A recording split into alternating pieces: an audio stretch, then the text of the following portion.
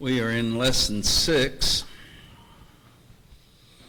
in the book, dealing with the separated people.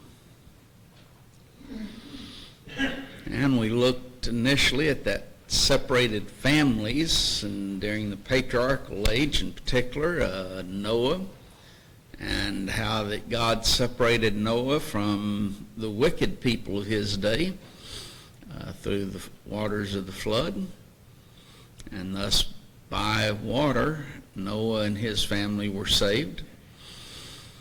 Then we looked at Abraham, or Abram at the time, and how that God called him out of Ur of Chaldees, and from his family, from the nation, from his land, all of the things associated with that, to a land that God says, I'll show you. So they left. A part of that reason that God had Abraham leave is because of the idolatry of the area that he was in, and the idolatry of his family, as we see later on in Genesis. But after looking at that separated family, we started looking at a separate nation. That nation, of course, is the Israelites, and that God called the Israelites out of Egypt. Now,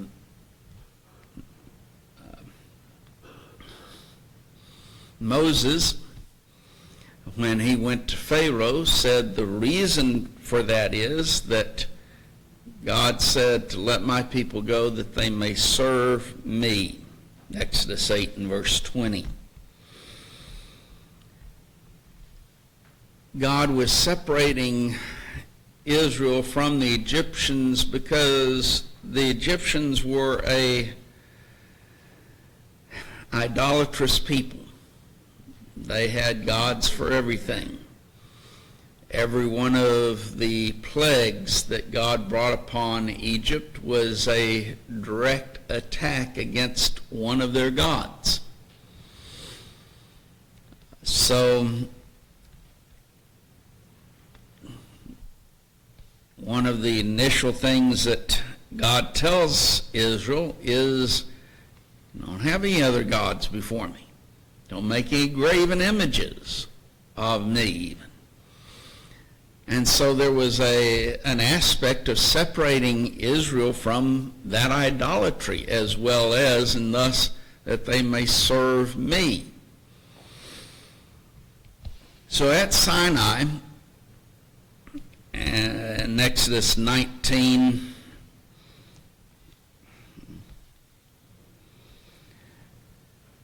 Exodus, the 19th chapter, and verses 4 and 5,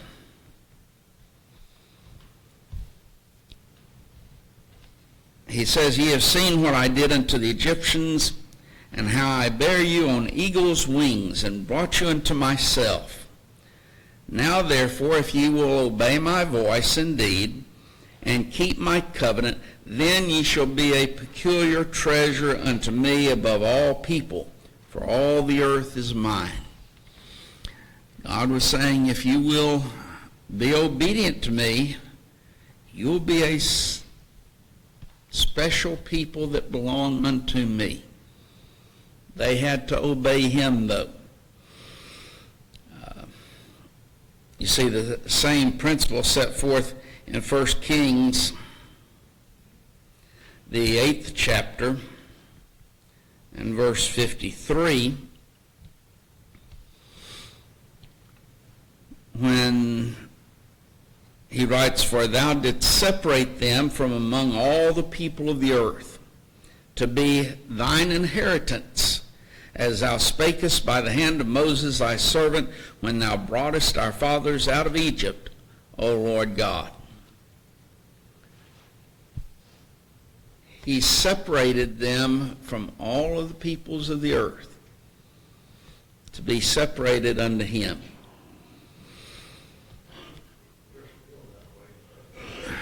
We're going to get to us, but we hadn't gotten there yet. But yes, it applies to us. But as our book points out, that separation and holiness had to be maintained. And we see that in 1 Kings, the 9th chapter, and verses 6 through 9.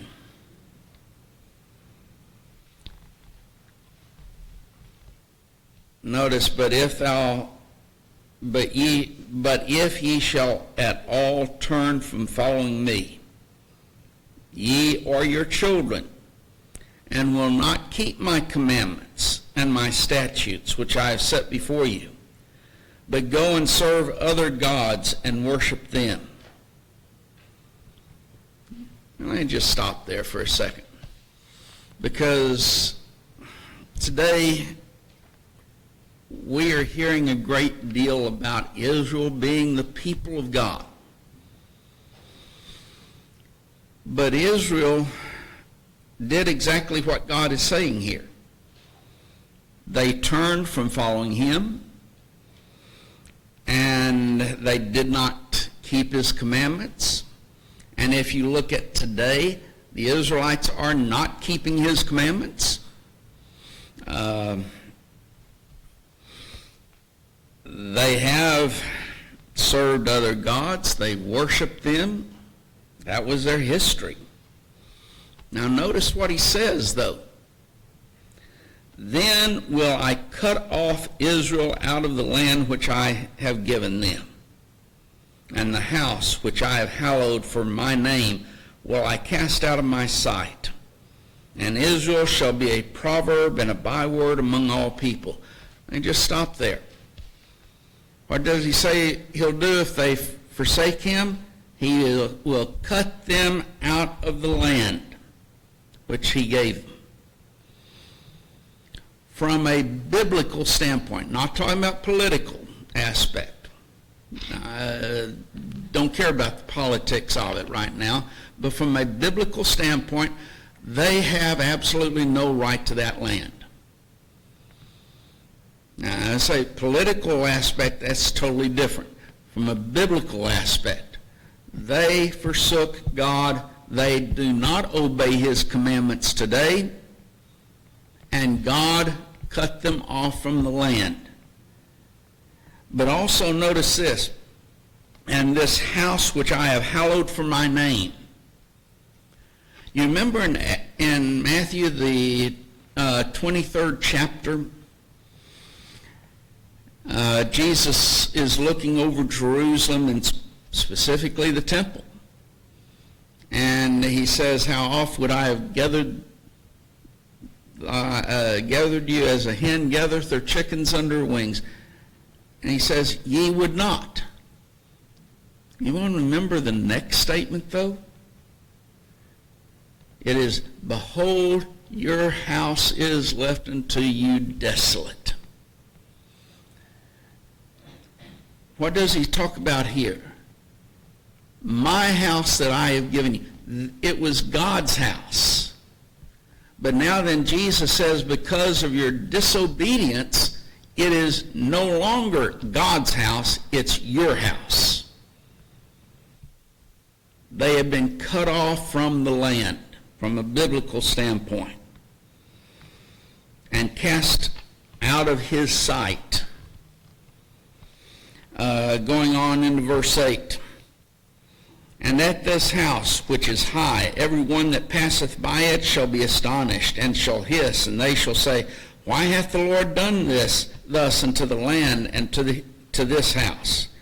And they shall answer, because they forsook the Lord their God, who brought forth their fathers out of the land of Egypt, and have taken hold upon other gods, and have worshipped them, and served them. Therefore hath the Lord brought upon them all this evil.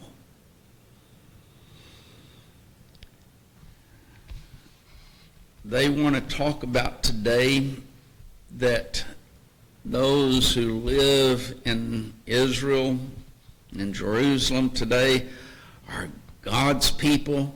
No, they're not.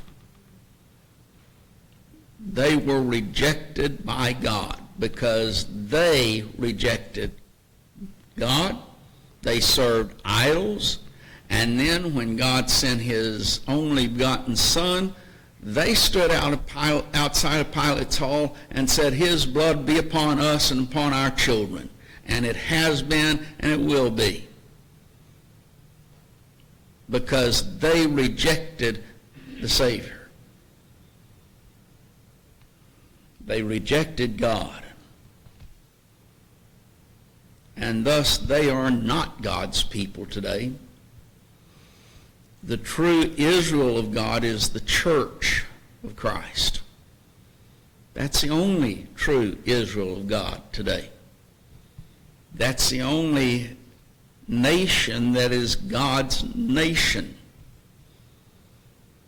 It's not that people who live in Jerusalem today. And it's not America either. Never has been. And never will be. But Israel, they were rebellious. They changed God's government. They served, I hate to use that term, other gods that's in our book. They served idols. Because other means, it's just another God. Well, Yahweh wasn't another God. He wasn't like the idols. They turned from him to serve idols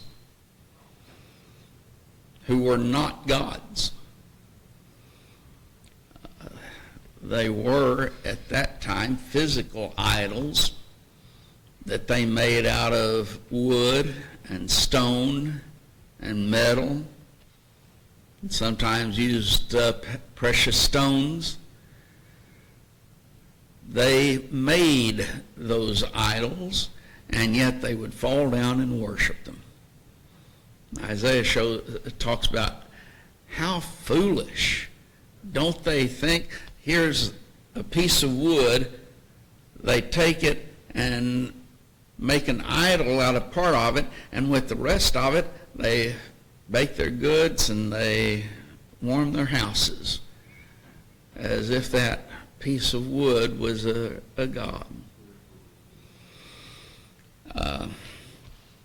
But because of that rebellion, of course, our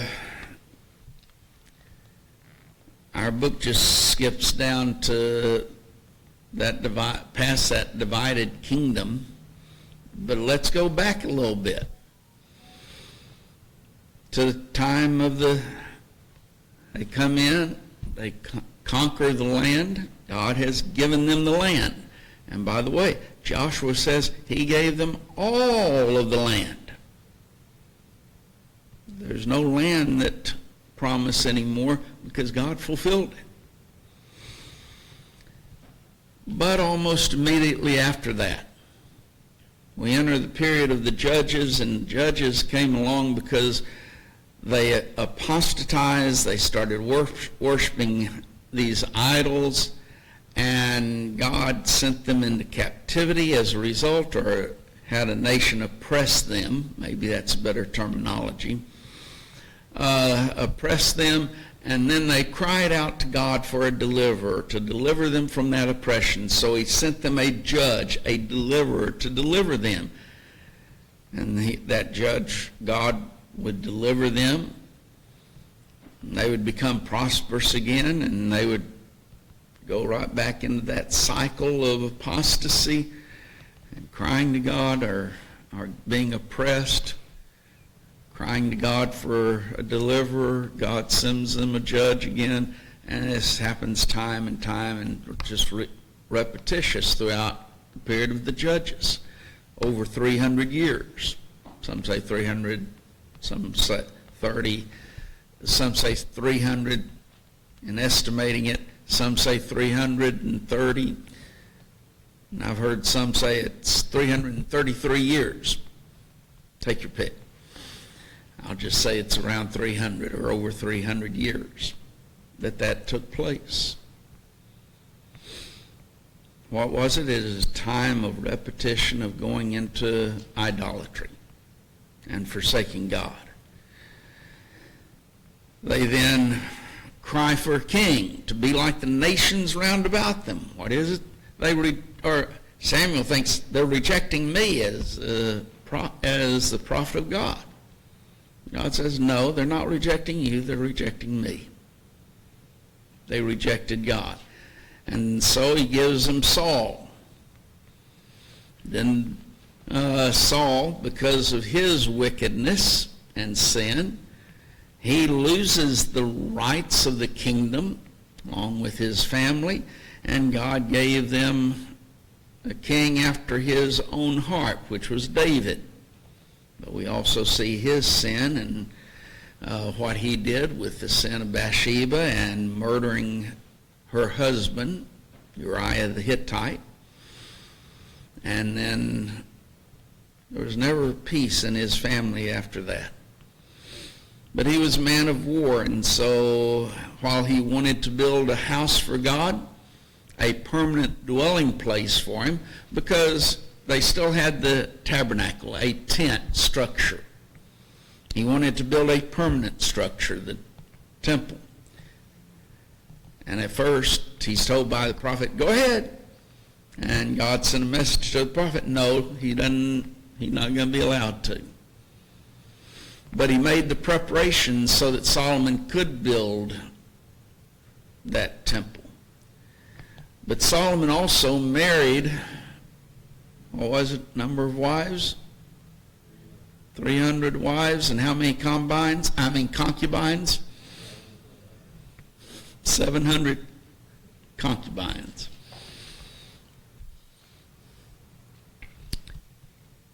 And those strange wives took his heart away from God and went into idolatry. Then you have in that divided kingdom where God divides the kingdom. He gives 10 of the tribes and lands to Rehoboam, and 2 of them remain with, or Jeroboam, 2 of the tribes remain with Solomon's son Rehoboam.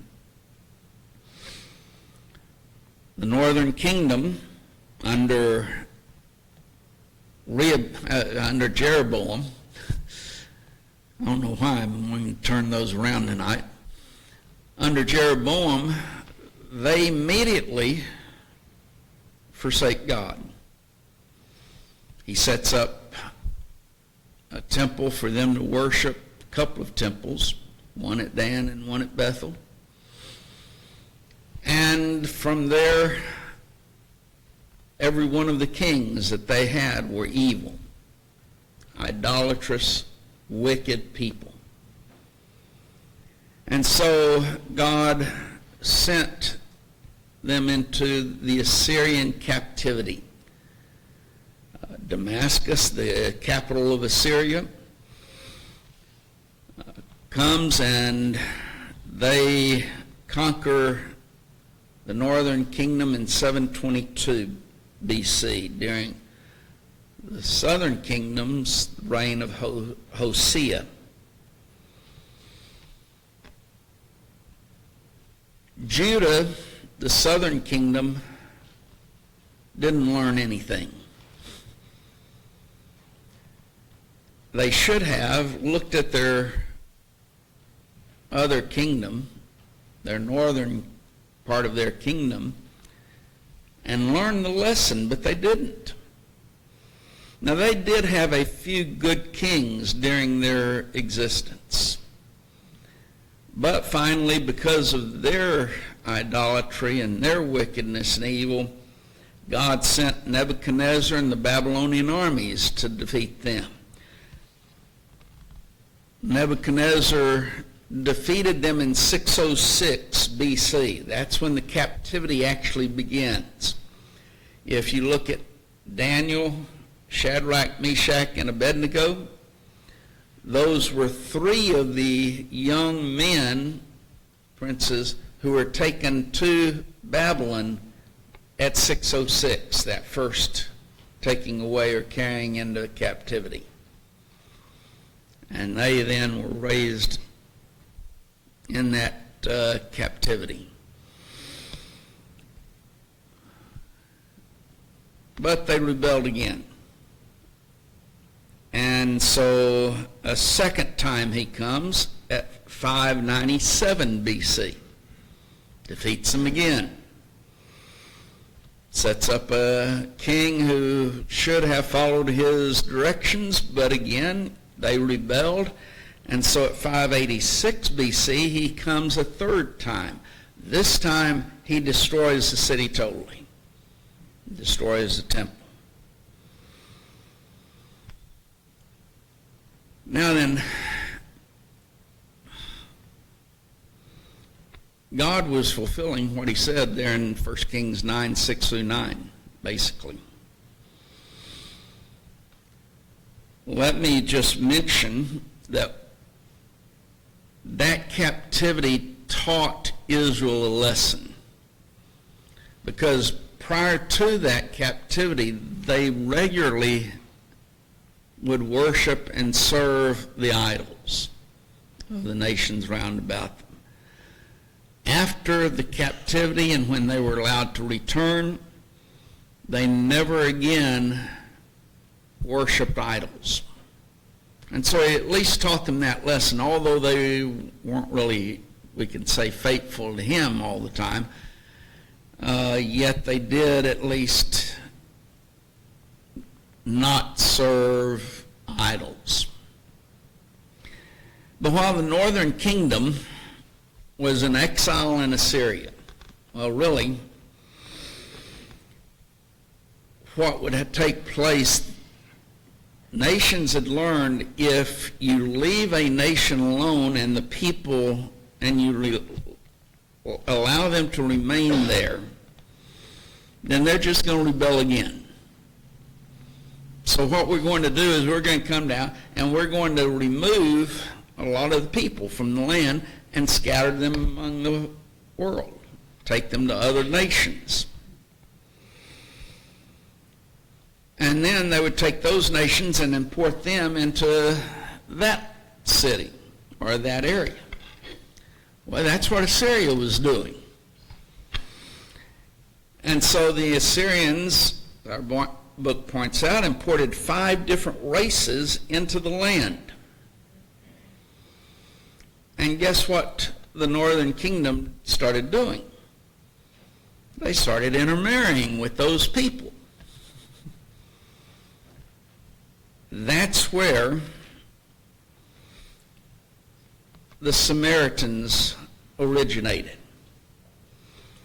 These Jews in the northern kingdom started intermarrying with these nations that had been imported into the northern kingdom, thus producing a mixed race, half Jewish, half something else, non-Jewish or Gentile.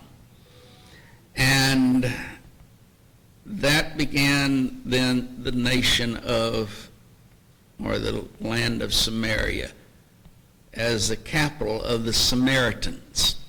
We read more about the Samaritans in the New Testament, but that's where they originated. They were half Jew and half Gentile, or by the time of Christ, part Jew and part Gentile, probably more Gentile than they were Jew. The Israelites hated the Samaritans. I mean, they literally hated them. To such an extent, if you were traveling from Jerusalem and Judah and going up into Galilee, the Samaritan land was right in the middle. So what they would do is they would go up to the border, they'd cross over the Jordan, go up on the other side of the Jordan, to where it was past the land of Samaria and then crossed back over into Galilee area, so that they did not have to go through the land of Samaria. Now, that is how much they hated them. And we can look at our history in this nation, and there's people that we really detested, but there is nothing as bad as what the Jews hated the Samaritans. Don't come close to it. Bill?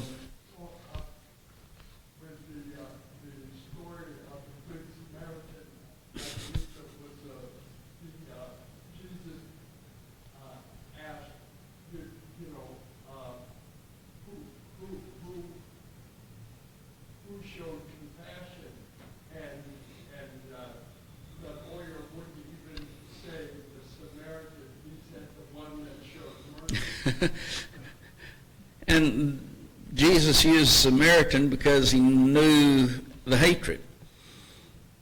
A hated Samaritan showed mercy to someone who hated him, a Jew, an Israelite.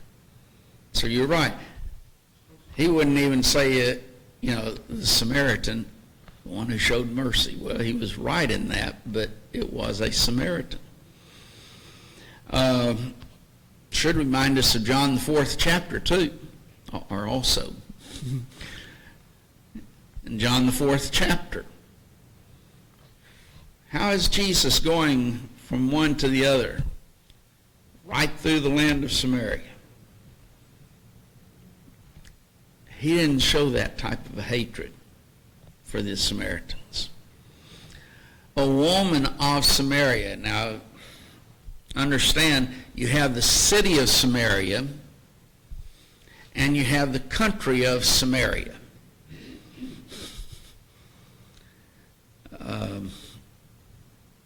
He's going through and he's near the city of Samaria.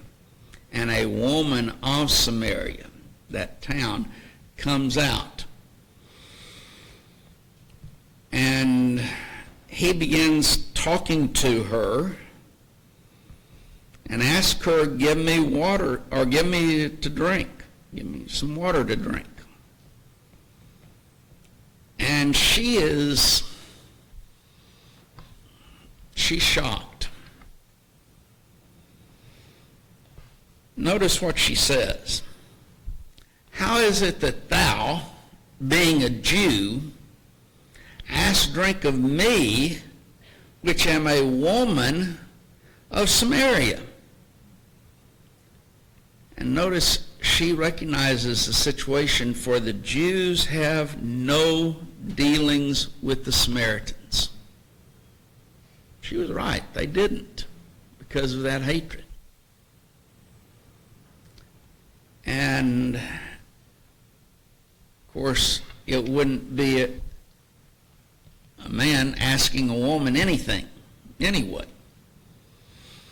So you have two things that Jesus just violated as far as social customs of that day. That he was the Savior of all people, not just the Jews. And whether it was male or female didn't make any difference.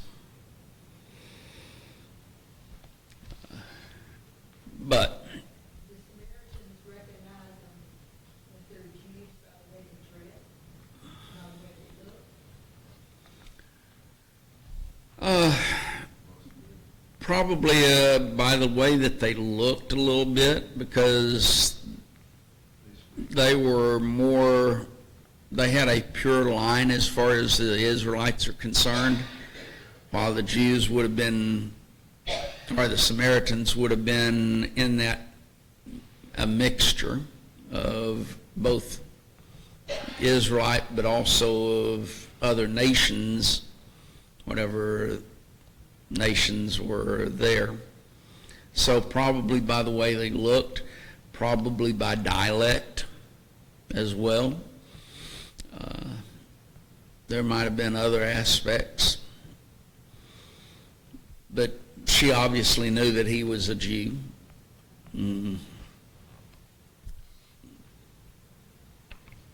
If there were other ways, there might have been other ways, I don't know, but those two at least.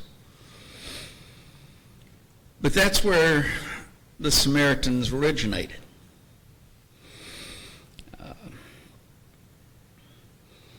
In our book, it mentions Ezra 9, verses 1 and verse 2, in relationship to them.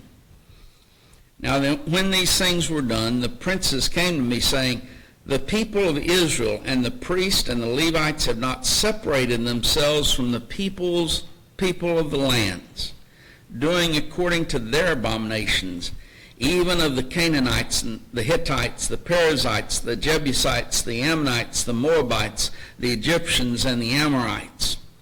For they have taken of their daughters for themselves and for their sons, so that the holy seed have mingled themselves with the people of those lands. Yea, the hand of the princes and rulers hath been chief in this trespass. So here's Ezra and his return, and they come to him. Here's these people who have intermarried with the nations round about, have been imported into this land. What were they? They were the Samaritans.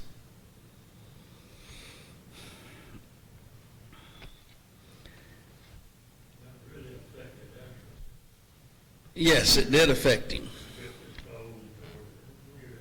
Couldn't believe that they had done that, because they knew that he knew that they were supposed to be a separated people.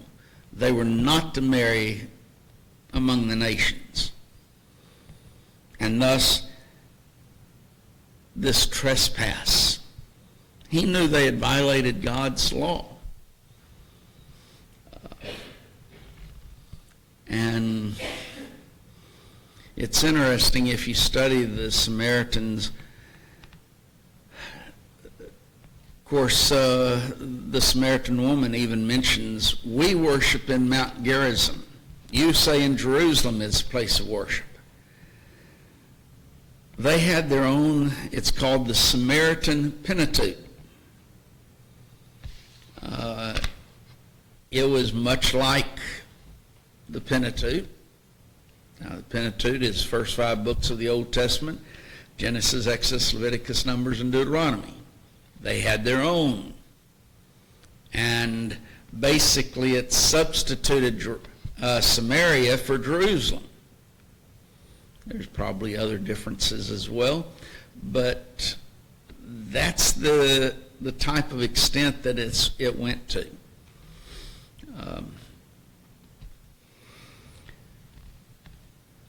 But after Judah's reformation, God allowed Israel to come back and re-inhabit Jerusalem.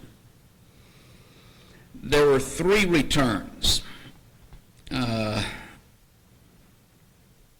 need to be mentioned.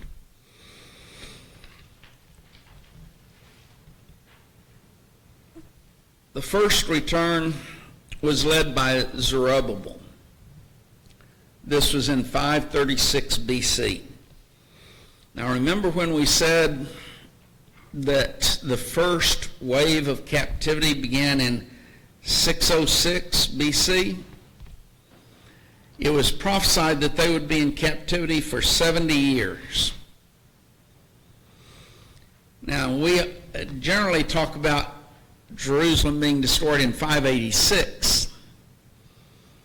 If you take the 586 figure and they're going to be in captivity 70 years, that doesn't equal out right. It's from that first wave of captivity in 606. You take 70 years and you come down to 536. And in 536 BC, Cyrus the Great, and this was prophesied about 150 years prior to its occurrence. And basically, what Isaiah prophesied, he named Cyrus by name. Said Cyrus was his chosen one to do his will. And they took that into Cyrus and showed him, allowed him to see his name was written about 150 years ago. And guess what he was going to do? He was going to allow the Israelites to return from captivity. So what does he do? He's so impressed, he does exactly what the Bible says, what Isaiah prophesied of.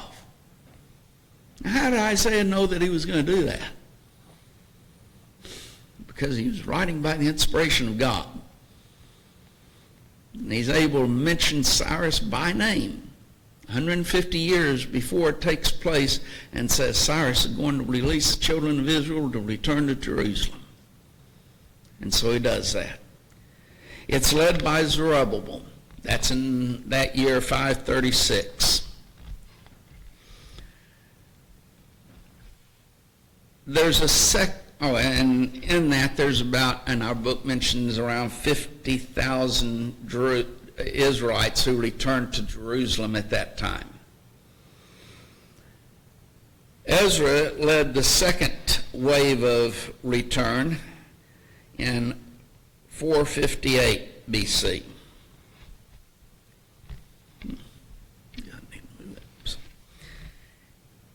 And around 1700 returned with Ezra.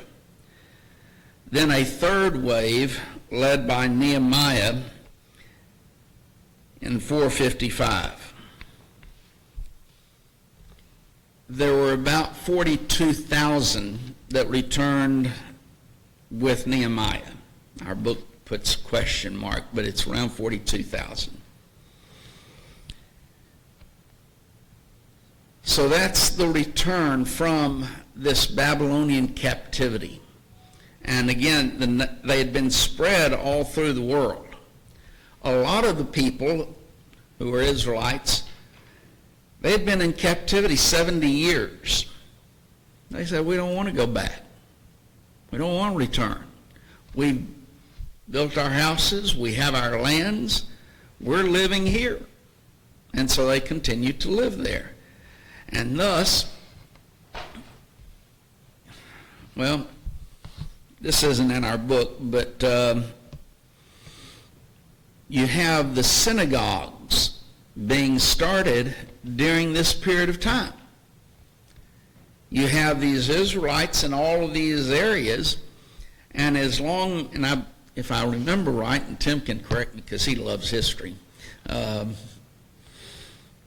if there were 10 Israelites in a city, men, then they could have a synagogue that was there. Thus, you have a synagogue system that allowed the spread of the gospel.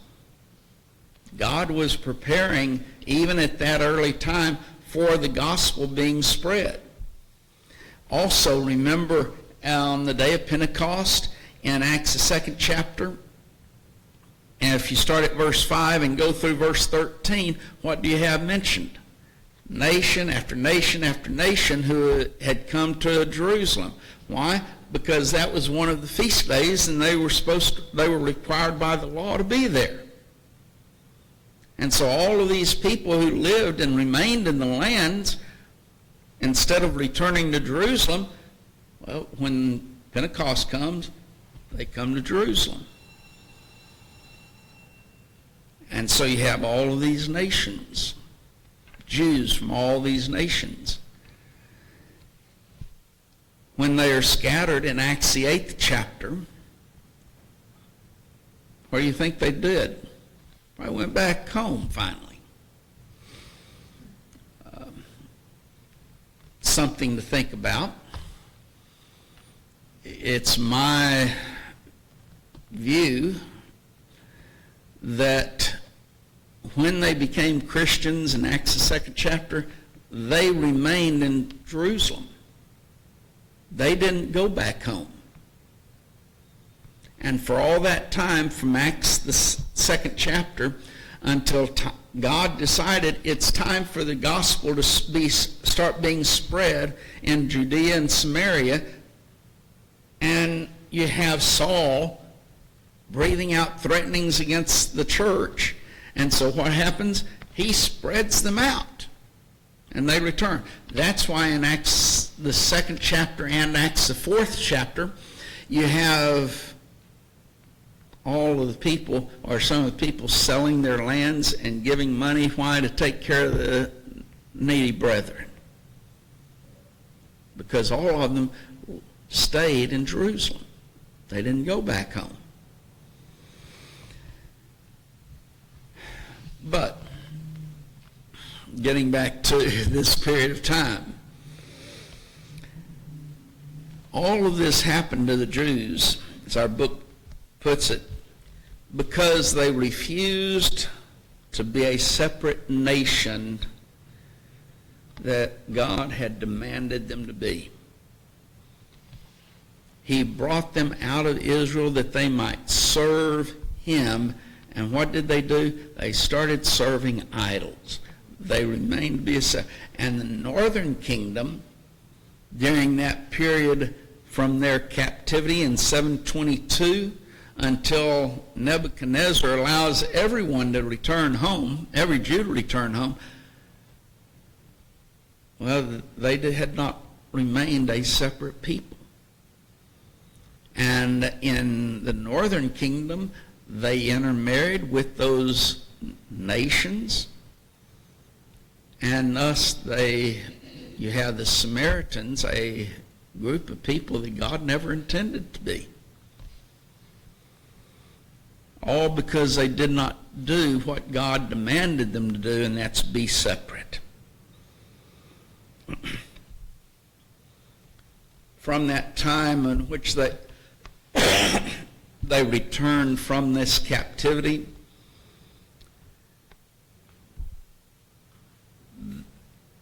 they were now a separate people, and they kept that separation, and God allowed them to remain in Jerusalem as a result of that separation, and do so without persecution, even though they were under the rule of Rome.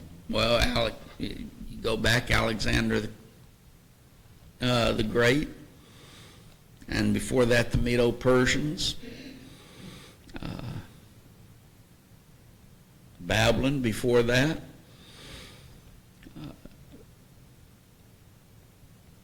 They were under those individuals' rule, but they didn't have the persecution that we saw prior to that time.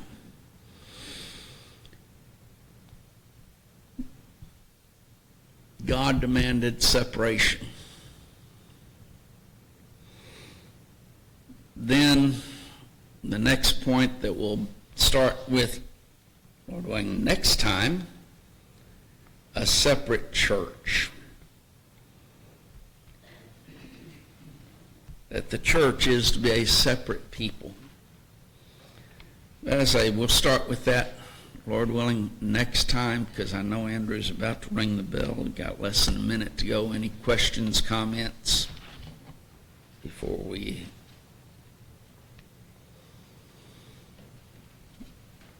I guess not.